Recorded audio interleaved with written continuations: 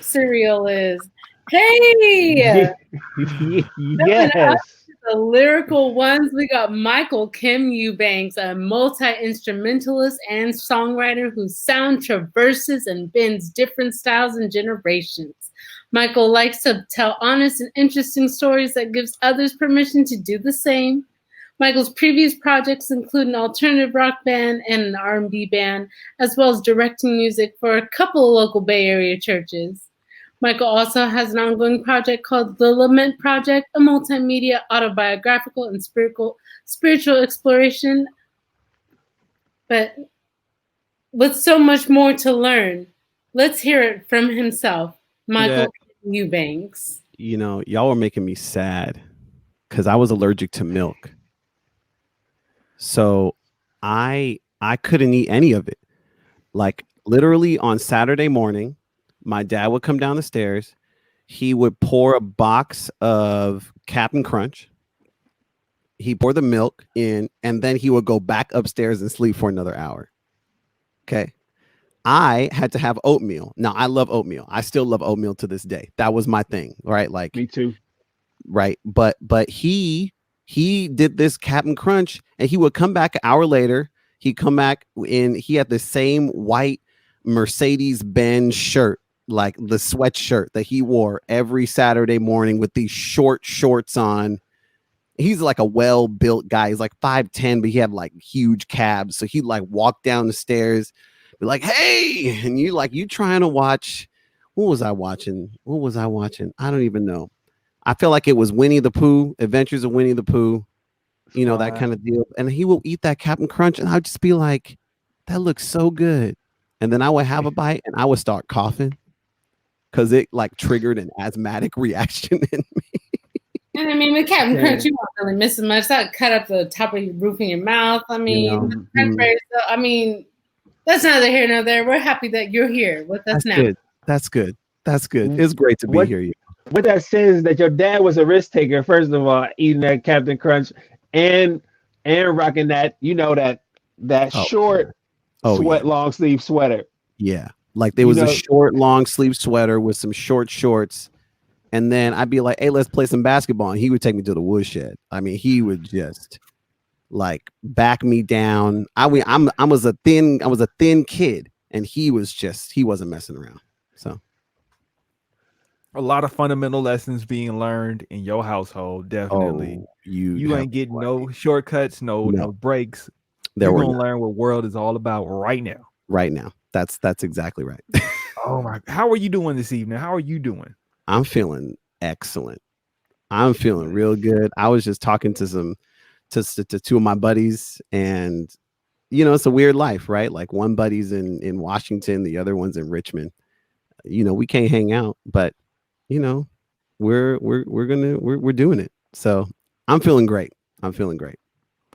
That's what's up. That's what's up. I mean, thank you for being here with us and taking the time out to have this conversation with us.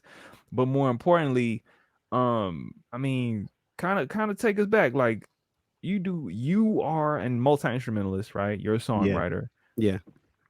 I mean, from Captain Crunch and getting dogged out in basketball, Right. where does music become the aha, like this is me, this is who I am, this is what I want to do? When did that happen?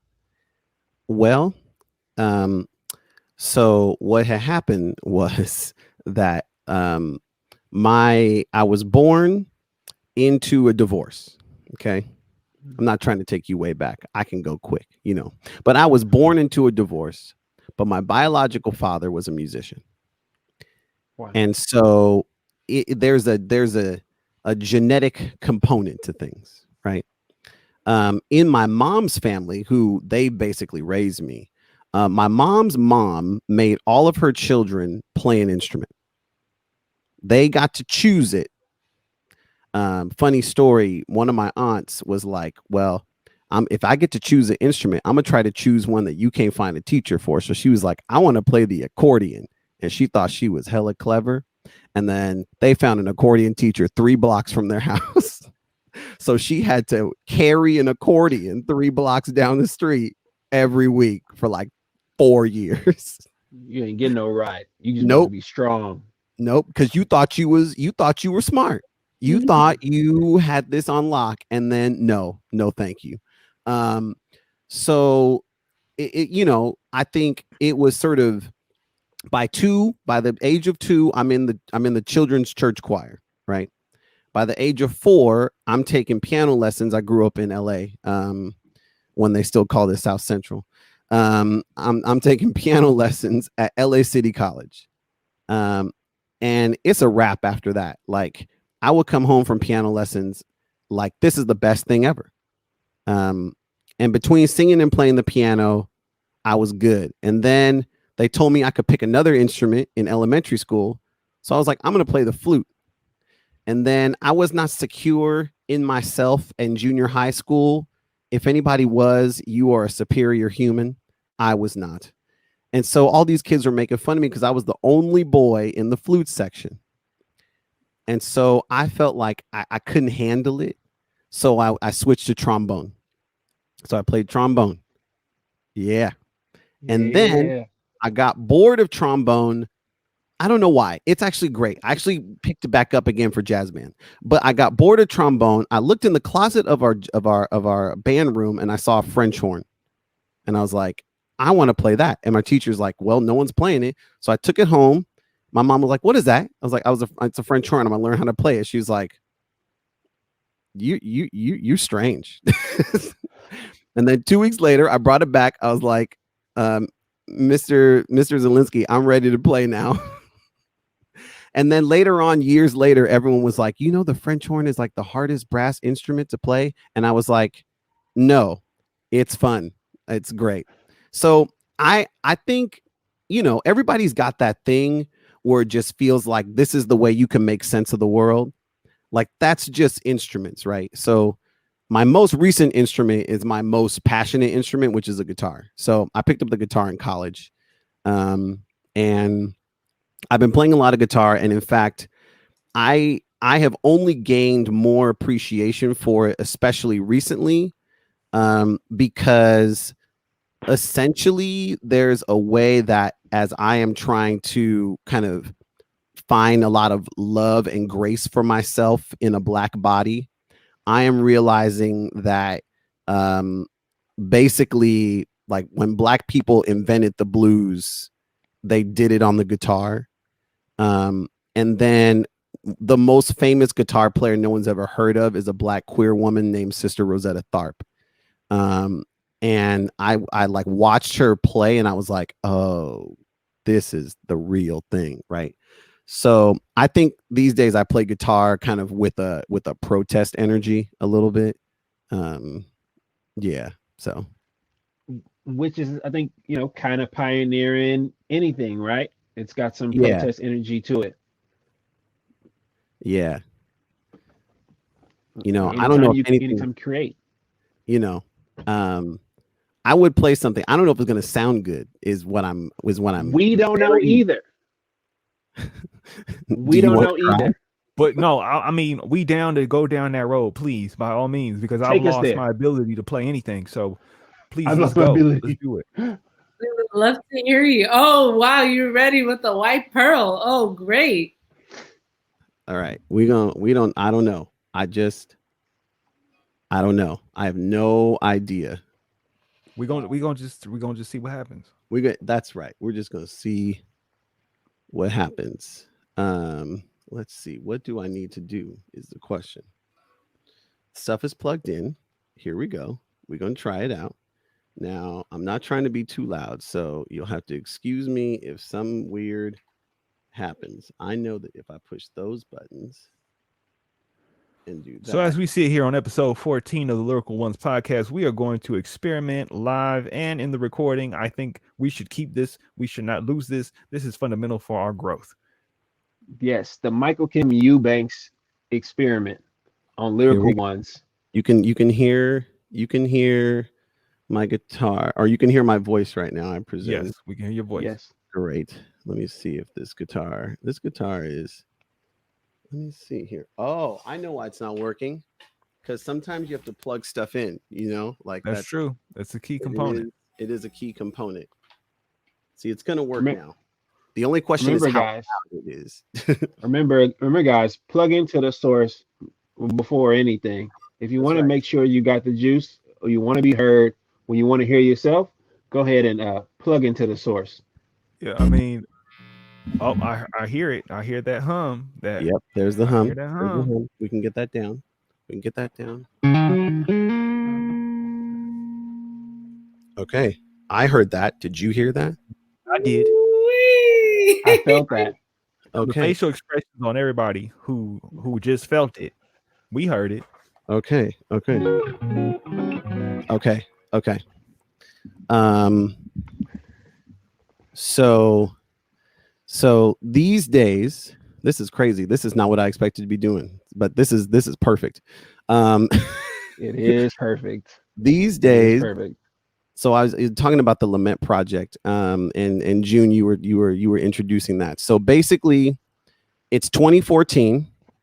I am doing kind of church ministry-ish with college students, and summer 2014 is the murders of Eric Garner and Michael Brown, and I don't know what to do with myself anymore. I don't know how to function. I have to. I'm explicitly in this season doing ministry with Black students.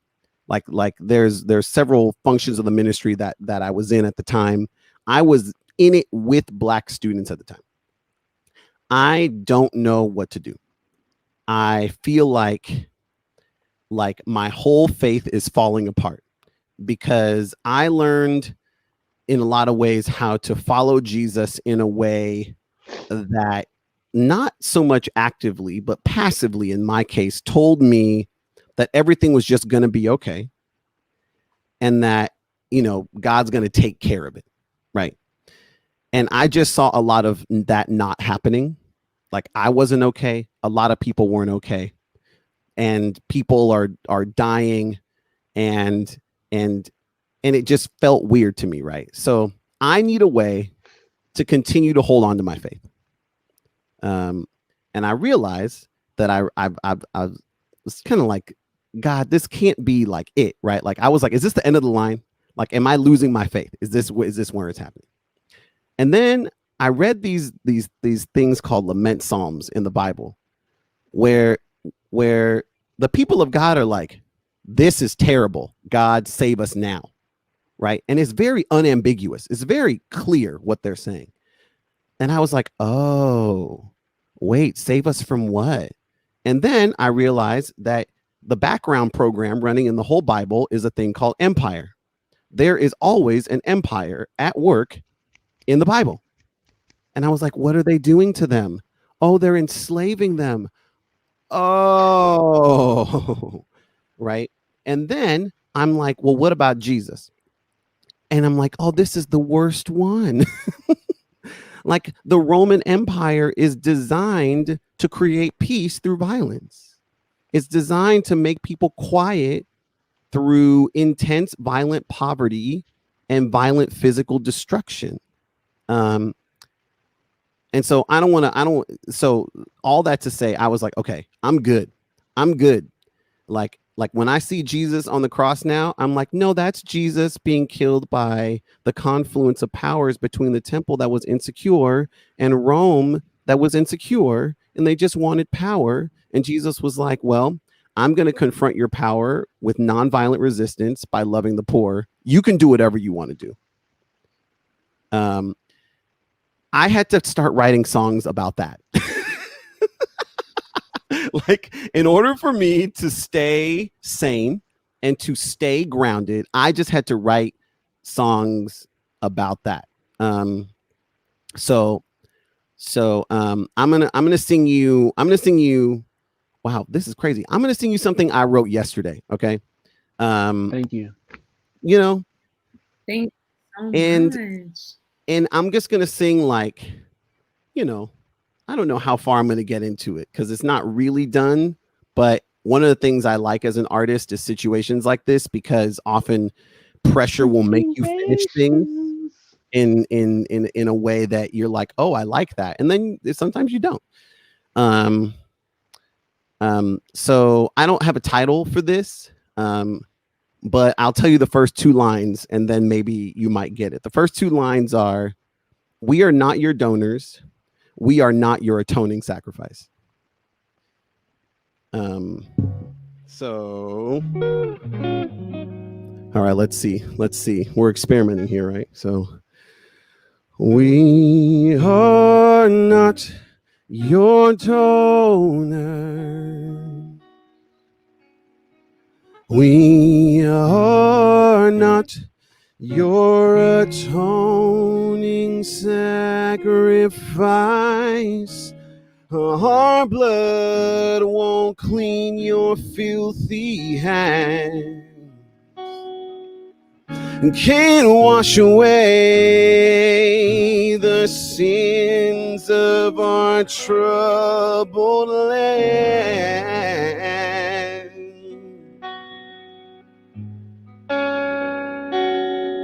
Oh, Jesus, Lamb of God, your blood is what saves us. Your resurrection is our freedom. Jesus, Lamb of God, killed by the temple and the empire, rose again to mock their violent desires. Oh, there is life in the life of Jesus, in the blood and resurrection in Jesus. So stop killing us. We are not your donors. Your atoning sacrifice.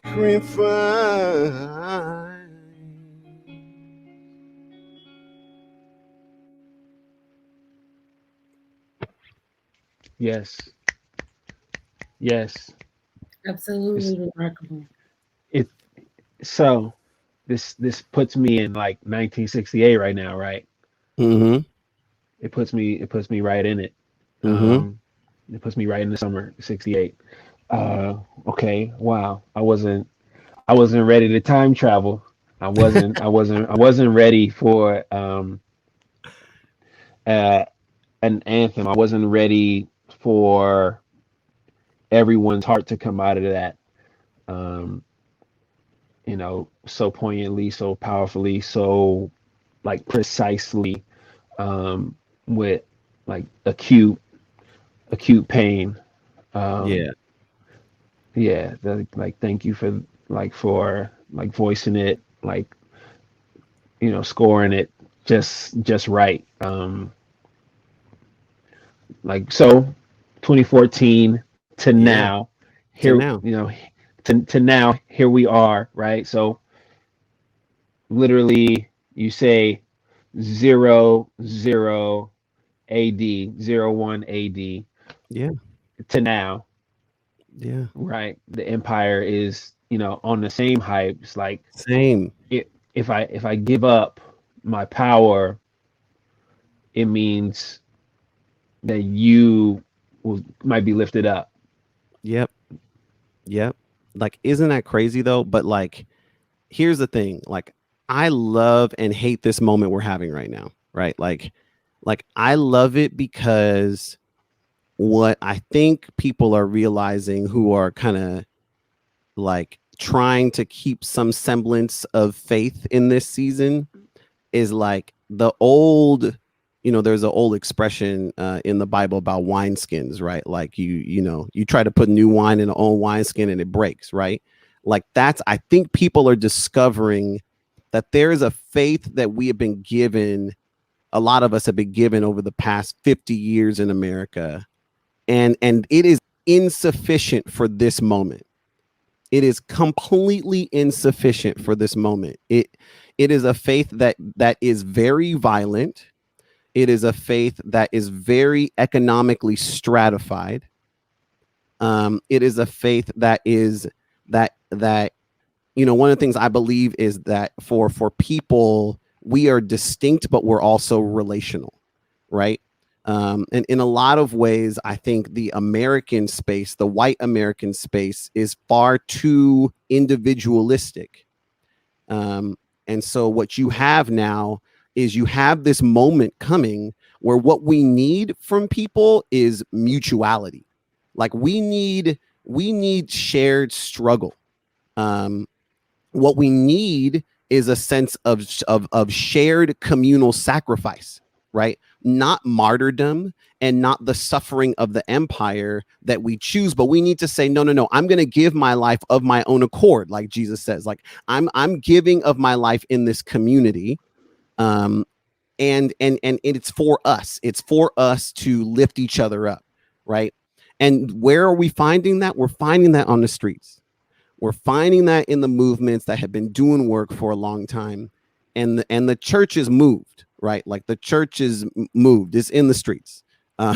Just like that is my observation right now. And so I feel like part of what I want to do is almost to my wife and I are co-pastors. And so part of what we want to do is make space for people to know, like, in this moment, you can find God. You're going to have to evacuate from some white supremacy. Like, it's going to be real hard for you because that's just what we know. All of us. Right. But I want to write stuff and make space for people to say, oh, yeah, like I'm in it. Right. And I need to leave. Or, yeah, I believe that. And you know what? I need to get out. Right. I'm here for that kind of self-reflection and that kind of honesty. Like, I'm here for all that. So I feel like that's kind of the space that I want to make, that I want to see, that I'm proud to be a part of. Yeah, thank you, Michael. Because you're right. I want to add to that. It's like, because it's not just for the believer, right? It's for anyone that thinks they're doing good. Yes. Right. And it's anyone that says, I am an ally of this marginalized group. Yep. Right. Because the black man, right, who says he's an ally to the black woman, right, they have to say, well, am I doing it right, or is the way I'm doing it some like structure of white supremacy? Yep. Right. Yep. Is the way that I see the person next to me, right, diluted to where the lens that I'm looking through isn't even my own. Right. It's something that I adopted, right, that I'm assimilated into. Right. And right, what I see, the otherness that I see, right, like comes from something that was given to me through trauma. Yeah. Yeah. Oh, right. Say that. Cause right. So ooh, that's good. That's really good. And I feel like for myself, part of the reason why from 2014 to now, I feel like I have words and some freedom is because I've had to dial back into some trauma. Like, I've had to say, like, I've had to go around the well again, go around the onion again for another layer and be like, you know, what are those mama issues exactly? Right. Like, we can't pretend like those aren't a part of the complex. Right. So I love that. Because your line when you say we are not your atoning sacrifice is like indigenous woman. Yep. Black trans woman. Yep. Like infant, right, with no voice, elderly with no voice, right? It's like anyone that you can look over or leave out. Then because they are killed, right? Now we have a reason to stand up. Like because they are murdered. Now there's a movement behind a life that didn't have to go, and right, a loss that we didn't really need for us. It's like when men say, oh, because I had a daughter, I'm gonna see the world differently, I'm gonna see women differently. It's like, you had the whole time. It's like when Lex Luthor got Superman powers for a day and then he sped it up, and as he's losing them, he says, I could have saved the world. And Superman is like, if you wanted to save the world, Lex, you're so smart that you could have saved us anyway. Yeah, that's right. And That's right. we're sitting here with Jesus in our pews, with Jesus sitting next to us, laying down in the street across from us. Yep. Like they say the closest you get to God is the person across from you, right? The quickest way to God, right, is the person in front of you. Yeah. Because God says, what you do for the least of these, right, you do for me. And so, like, Yep. I hear so many voices in that line, we are not your atoning sacrifice. I hear so many people. I hear so much loss just in this year, right? When you talk about atoning sacrifice, it's like whatever people die to, whatever you want to name it, whatever kind of coronavirus it is, Yep. novel, new, or something Old. they reintroduced, right? Exactly. Yep. Whatever it is, people are dying. Yep. And like the way we come together is not by distancing ourselves from everyone's struggle. Like you say, it's learning everyone's struggle. Yeah. Yeah.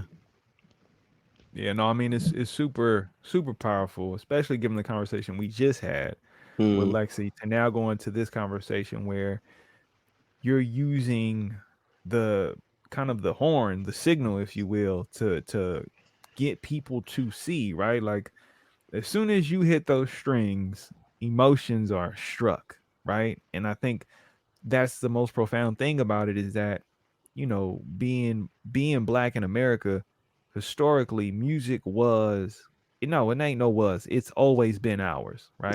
Yep. When it comes to American music, it is black. There's no denying it.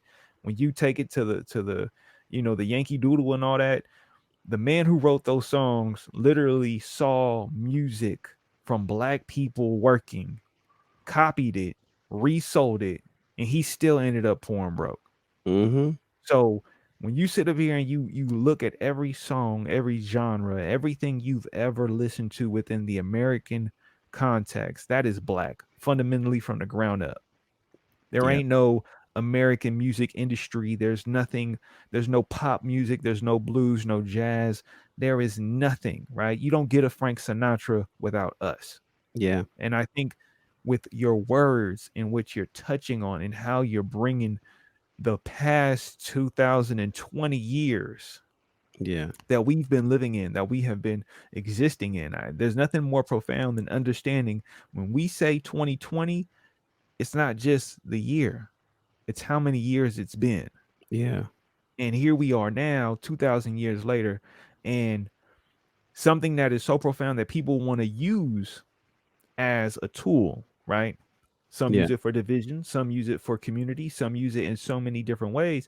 But when you really look at the story and you really understand what it encompasses and what it's talking about, we're still in it. We're still in it. Like I was told someone today, like,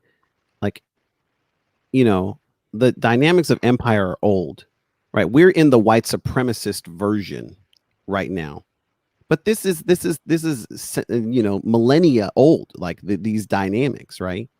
As you were talking, I was thinking about a book that I read. It's called Blues People. It's by a pretty important guy, Amiri Baraka, and it tells that story. It tells the story of the music of America from the perspective of Black folks, and he just weaves through these passages of blues music and how blues music got popular and what kind of racism the artist had to deal with to get on a label, and how there were like race labels. I don't know if that's the actual term for it, but there are labels that would only sign Black people, right? Like it was the labels for Black people. Right. And how revolutionary Chuck Berry really was. Like that, what Chuck Berry did is unheard of. Like it's Chuck Berry, and then basically it's Chance the Rapper. Like in terms of like, I will buck all of the system. I will do it. I will create my own lane. I will make my own way for my own stuff. And then I'm gonna bring all my friends with me. Right. Like I'm gonna bring Donnie Trumpet on with me. Like, it's gonna be a thing. We're gonna do this, right? Like, it was so incredible for him to do that. And really, one of the heroes I have, Rosetta Tharpe, like, she died in pain and sad and manipulated far before she was celebrated. And just a warning to the brothers, Sister Rosetta Tharpe was, she grew up in the church, and her first manipulator was her first husband, a black man. So I just feel like, there's always a cautionary tale for me, right? Wherever I stand in terms of like the kind of patriarchy that I have learned to be in, and the way that I unlearn that. Her life is but one cautionary tale, but there are many. But I just feel like you said, the music is everything. The music is everything. The other thing I told somebody is, like, for the most part, Black folks don't have a specific language, right? Like, there are a lot of folks that come to this country, forced or otherwise, and they're coming from another place, and they have a language. And we don't really have a sense of what that is for us anymore. Like, that was taken away from us completely. But what we do have is music. What we do have is art. What we do have are images. What we do have is style, right? We have fashion, right? Like, there's all these non-verbal dialects of Blackness that speak to us, that do a thing that feels like it's a native language to us. That I just love. I love it. I love it so much. That's part of the reason I love music in that way. Definitely, I share the sentiments. As a singer-songwriter, Michael Eubanks, I feel as if, because I've written songs as well, it's almost as if you have a responsibility to the culture, as well as to yourself, to express life, or some may say express your art from your viewpoint, to make sure that your truth is being expelled and being seen and acknowledged. So I would say, in the same fashion that Chuck Berry was using all of his multifacets of being musically inclined, you are doing just the same, sir. I appreciate that. That's some high praise. Truly. But I think it's so important, like, especially right now, like, especially in this moment, I'm looking for all the artists that are giving us language to kind of stay grounded in this moment, right? Like, when I talk to people from age 30 to 70, especially old heads, the uncles, the grandpas, right? Like, I got some folks, they're like, this is not a drill, right? Like this is not a drill. We're here now. This is the next one. And I'm like, oh, okay, right? Like, I needed them to tell me, because I wasn't gonna like sound an alarm. This is the next movement of America. Like, I'm too young to be saying that. But when my elder tells me that, I'm like, okay, we're here. Okay, cool. And you're right. Like, there is a responsibility in this moment. Like, it is joyful, but it's not for fun. Like, I just got to say, like, there's a lot of joy, and also there's some work to be done.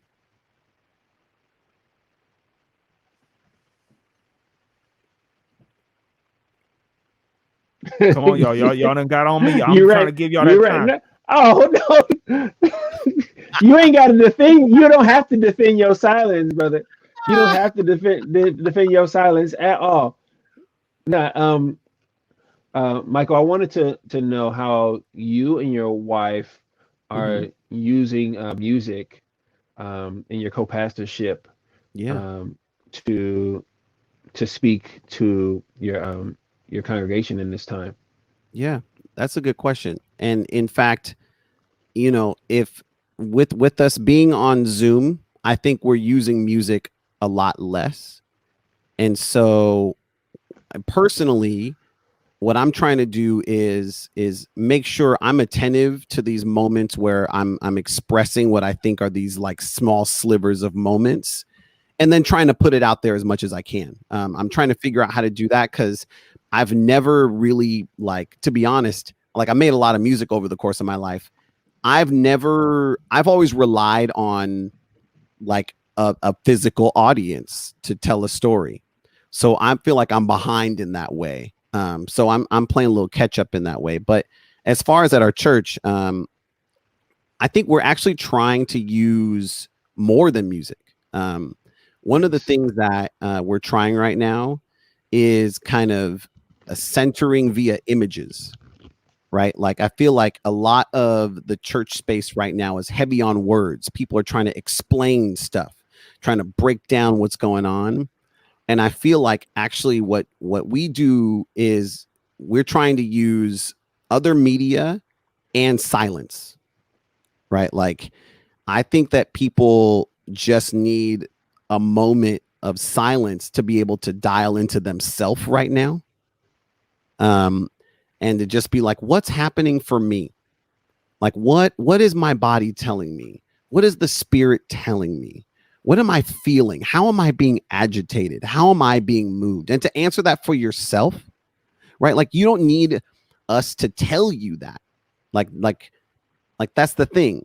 Like we need to, like we exist in community. And so there's a way that we bring that into a communal space, but also we just need the space to dial in and say what's happening for ourselves. So silence is important for us. We're trying stuff with images right now. There's a couple of artists doing some really dope stuff, visual artists that we're trying to kind of engage and just say, like, again, let's engage another sense. And then, we have a pretty radical, this is going to sound old school, but you just go with me. We have a pretty radical view of communion, the bread and the wine, right? If Jesus was a guy that was executed because of a conspiracy between the empire and the temple, then when we celebrate communion, it's really what you were talking about, where it's like, where do I go? Like where is Jesus? Jesus is with the suffering. Jesus is with those who are sick. Jesus is with those who are mourning, who are grieving. So when we take communion, it's actually a moment of solidarity, right? And actually, before we got to this church, it was actually this church's convictions about communion, wherein, like, it's supposed to actually be a meal, right? Like in a lot of the history of the church, this thing is actually supposed to be accompanied by an actual feast, right? And our church noticed, like, there's some people not being fed. So they started a food pantry, right? Like the food pantry is an act of communion. It's an act of saying we believe that everyone should be physically fed, right? And we're not trying to spiritualize anything. Like, people need to eat. So that was started a while ago. It's still happening on our facility. It's actually the only thing happening on our facility right now. It happens every Thursday night. And they've seen a 50% increase since March, since COVID time, right? Wow. So I think communion is that other thing that is this moment of intense solidarity. And it's kind of sad that we're not together, because when we do it, it's a together moment. We get up out of our seats, we go and we like embrace each other. It's this moment of reminding ourselves in our body that we're a community, right? So I think those are the things right now, kind of beyond the music, because music over Zoom is average at best. It it's okay, but but we're leaning into other stuff because we have the opportunity to try some stuff. Nice. So where's this church at? Just to put San Leandro, California, my friends. San Leandro. We're on Bancroft Avenue.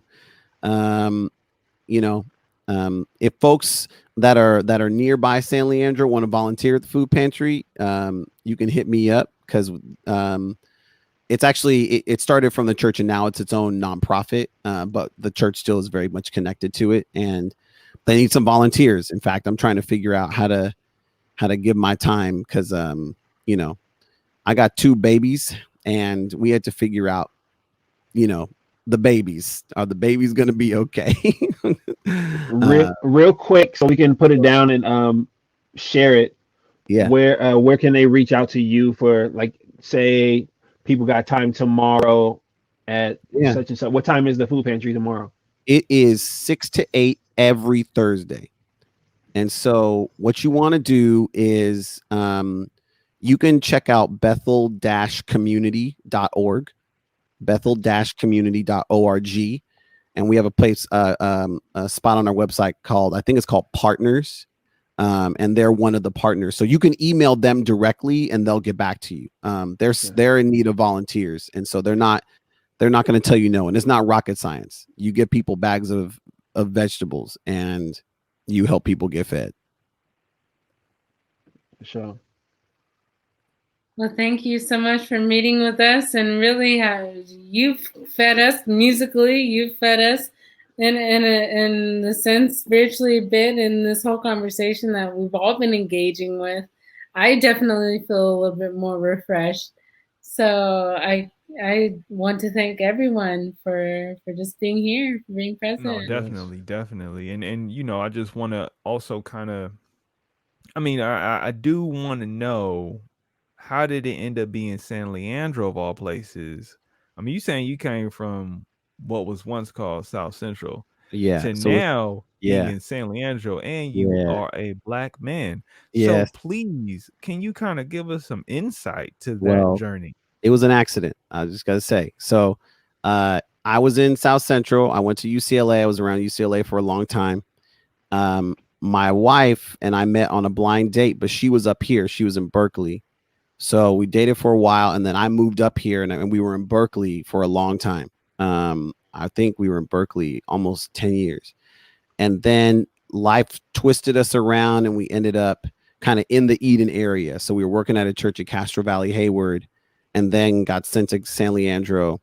And when we got to San Leandro, I have a habit of wanting to know the history of the places I live. And I looked up the history, and I was like, what?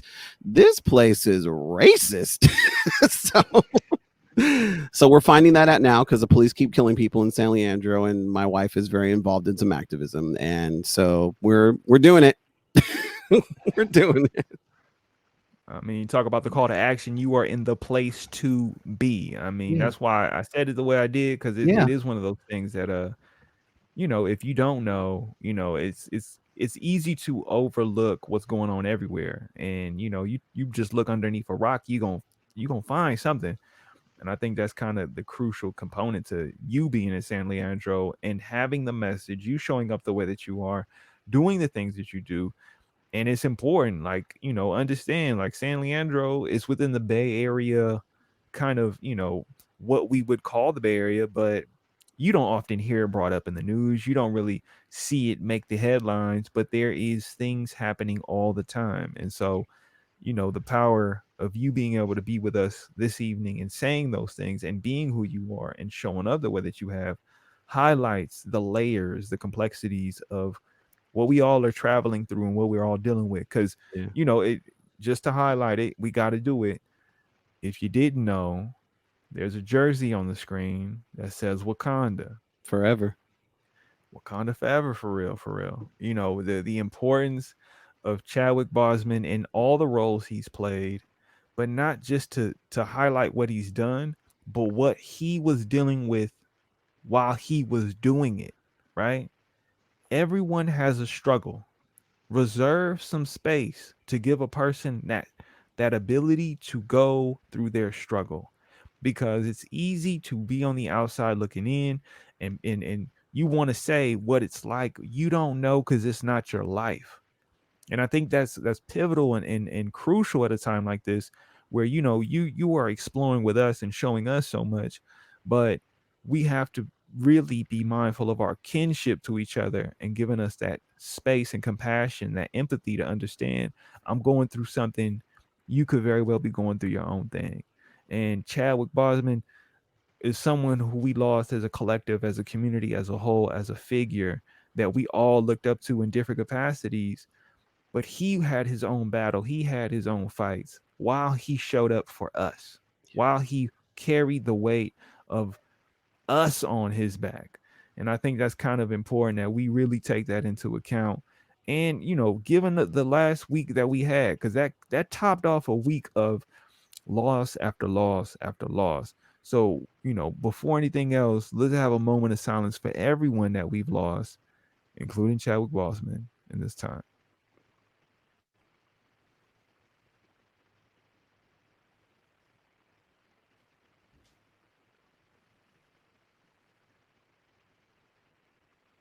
Often we do this and it happens more than enough. It's one thing when it's done through natural causes, it's another thing when it's done through tragedy. And I think that, you know, for all of us, especially in what you were singing, what you gave us, and what Affluence said, right? Like, I need to value and fight for you while you're here. I need to show up for you while you're in front of me. It's not enough to engage after the fact, right? You know, we often say you don't know how good you got it till it's gone, and we lose so much that we need to stop going with when it's gone, and we need to go with appreciating and giving ourselves to when it's here, right? Really understanding the power in everything that there is in existence, not when it's no longer here and we don't have access to it. Don't be selfish with it, right? Appreciate it. Take that time out. Really connect, build, talk to, see, validate, acknowledge that person. Yeah. Because right now, we don't know what everybody going through, right? You got to take care of the babies. And the babies are going to learn through your practice and how you are. And that's for all the babies. Yep. But it's more important for me to uplift and honor and value what you're doing in front of me versus anything happening beyond that. And you know, that's kind of where hopefully we come from every time we come this week after every week. It's about community, it's about each other, it's about building, it's about exploring and discovering. And I think that, you know, for me, I'm uplifted. I know I need this every week, but you know, I appreciate you giving us so much of yourself in this moment, and really just giving us a whole vibe and a mood. Because I'm like, man, I gotta go do some reading. I gotta go listen to some songs. I gotta dig deeper in my own, you know, history to really redefine my present. And I appreciate that. And thank you for being here with us. I mean, is there anything else you would like to highlight and uplift at this time? Y'all are amazing. This is I mean, I love the Lyrical family. It's been a great space. And I love who you are. And my Instagram is Eubanksme, EUBANKSME. That's kind of the place where I'm trying to drop a lot of stuff these days. I feel like it's fun to be on Instagram right now. I'm really enjoying kind of that space. And then I'd be remiss if I did not tell you that my wife is brilliant, and that if you are trying to understand kind of, you know, justice issues from a particular lens, she's writing about that on her Medium page. Erina is her name, Erina. So you can look up Erina Kim-Eubanks on Medium, and you will be able to you'll get some knowledge. She'll drop some on you. So this is great. This is amazing. No, definitely. I mean, we definitely gonna have to get a concert. We're gonna have to get you for our first Friday pop off or something, because you didn't change the whole focus of where I'm trying to take this. So that's what happened to me. I hear these chords, right? I hear these first strings, and like my camera, everything around me just starts like floating. It's like everything is now like weightless around me, as like the show itself, right? Is we've gone somewhere else now. June, like we're somewhere different now. So like June was in the studio a few weeks ago, and I was like, oh man, the show is something different. And then we had like some stories being told, some Asian American stories being told, and we had Stay On, and the show went somewhere else. And then tonight we have Lexi and Michael come on, and he plays these strings after what Lexi just finished saying, and like we've gone somewhere else, and it's trippy to me to like to see that happen, because like what I get, like I think most, like what I take away from you tonight is that we cannot, like the elders told you, like we cannot let this time go without creators creating. That's it. Like, period. Like, because I think when I think about design per person and then collectively, and we talked about, Lexi talked about our roles in fighting for freedom, and everyone's role being important, then, right, every creator's role is definitely important, because the creator then is someone who hopes, right? Right, because they're creating out of something that's not necessarily there. Yep. Until they create it. Yep. And their lens is unique to them and their experience and their traumas and their growth.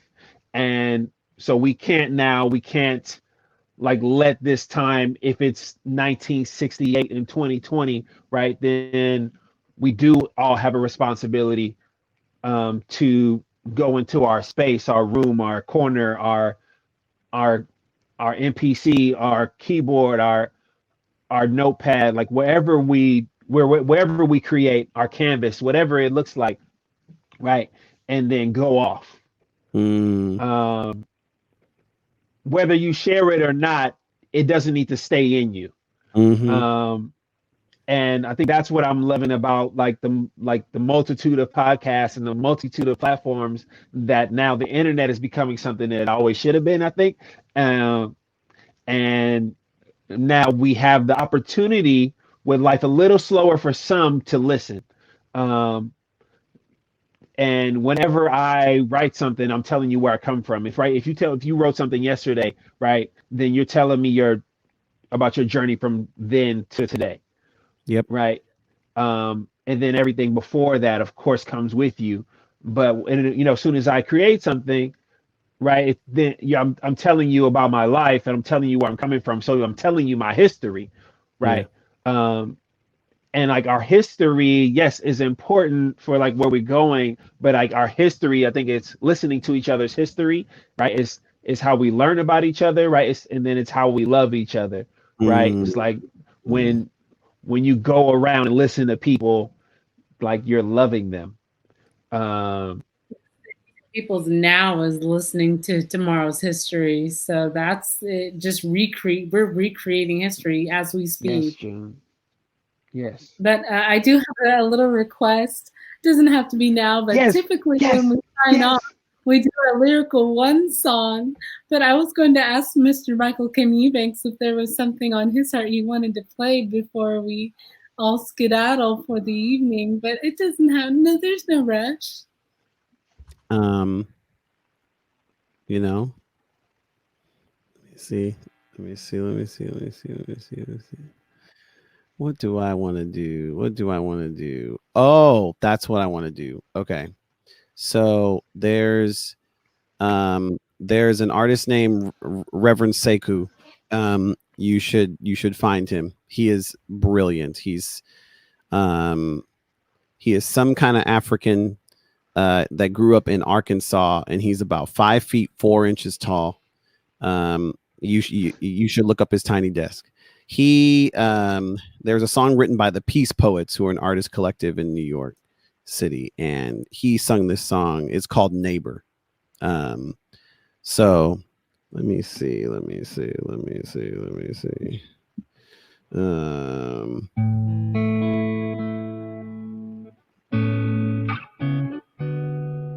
right. It goes like this. I can hear my neighbor crying, saying I can't breathe.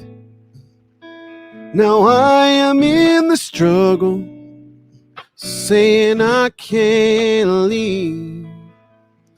We're calling out the violence of the racist police, and we ain't gonna stop until the people are free.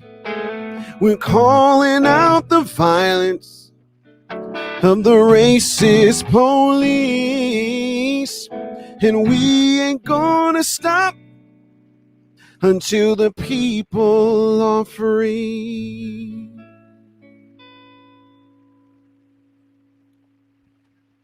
Ashe, thank you. Episode 14, Lyricist Ones. This has been an amazing and powerful night. This is crazy. This is everything I needed it to be. You are with us. We are with you. Michael, thank you so much. And thank you for taking the time out, for experimenting with us in the moment and giving us what we needed. This was healing, this was nourishing, this was fulfilling to the soul. And you know, the as we take it back to what Lexi was saying around code switching, it's really understanding the love language that needs to be conversed or communicated with whoever we are talking to. And in this moment in time, the love language is very clear, has been spoken profoundly, and it is highly appreciated. So if there's anybody with any closing thoughts or closing words, please, by all means, this is the time to let it fly. I want to thank my co-hosts, Junie B, Cineo Sin. I want to thank our guests tonight, Michael Kim-Eubanks and Lexi Butler. Just want to thank the ancestors, like literally, if you just define them as those folks who are not with us no more, for supporting us, for lifting us up and putting us on their shoulders. And I'm just in a place of gratitude, I think, right now, because it's interesting, like when you move in your purpose and then get to see other people moving in their purpose and in their design, because I think that's when you can see like the world changing. So like for me, it's like when people say, where's the change happening? What do what's next? I think today is next. Tomorrow is next. Waking up and listening to what's calling you and calling to your spirit and to your heart. And when you taking those moments where you have somebody in front of you and treating it as precious, because now we're in a space where we don't have as many people in front of us, or the way that we are in front of each other is different now. It's digital, but it's not less precious. And so I thank you, for being a part of this precious moment with me, guys, and allowing me to be here. I love it. Lyrical Ones, 1-4, double sevens. We made it. That's 2 weeks of, no, it's not. It's 14 weeks. 14 days in. is 14 days is 2 weeks. We, 3.5 months in. That's nice. Who knew we get this far? Who knew we get this far? You see? And they just keep getting better. This is your commute podcast. This is us rounding it up for the night. If you got a long commute, we thank you for being an essential worker. If you don't have a long commute and you just got gardening and babysitting or homeschooling to do, and you put us on in the background, we didn't get no cussing in tonight, so this is a good episode to listen to with your kids. Yep. Yeah, thanks for being here. We love you. Lyrical Ones. Lyrical Ones, we out. Wakanda forever. Wakanda forever.